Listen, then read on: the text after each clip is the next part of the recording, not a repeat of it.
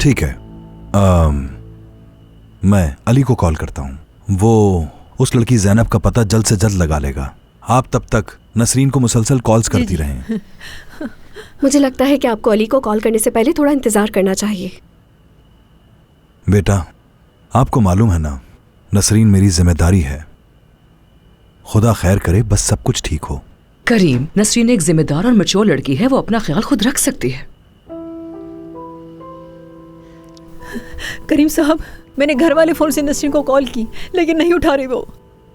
मेरी बात सुने, आप में से कोई अपना फोन फातिमा साहिबा को दे दें ताकि वो नसरीन को कॉल कर सके। नहीं नहीं, ये वाले फोन मुझे इस्तेमाल करने नहीं आते। मैं घर वाले ही फोन से कर लेती हूँ दोबारा। आप मुझे नंबर बता दें, मैं कॉल कर देती हूँ। हाँ, ये ठीक है।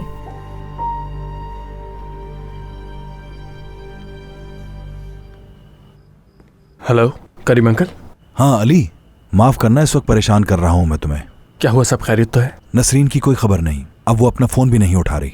उसकी अम्मी ने कहा कि वो आज अपने किसी दोस्त से मिलने गई थी, लेकिन उसका नंबर नहीं है हमारे पास। ठीक है अंकल, मैं अभी आ रहा हूँ। ठीक है, मैं तुम्हारा वेट कर रहा हूँ अली।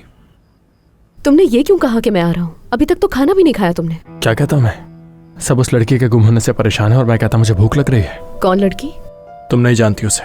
मैं क्यों नहीं जानती? मुझे याद है जब मैं उस घर में गई थी तो वहाँ 2 लड़कियाँ थीं। एक तो वो थी जिस पर करीम साहब ने नजर रखी हुई थी, और दूसरी जिसने कपड़े जलाए थे।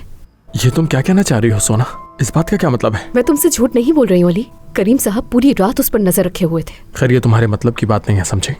जा रहा हूँ अब मैं वहाँ। मैं भी तुम्हारे साथ चलूं अली? इसकी कोई जरूरत नहीं है। मुझे तुम्हारी फिक्र होती रहेगी। तुमने अभी तक ये नहीं बताया कि लड़की कौन सी थी? नसरीन। देखा था मैंने आज उसे। कहाँ देखा था? कंपनी के सामने। ठीक है, फिर तुम भी चलो मेरे साथ और बताओ। ठीक है, चलो।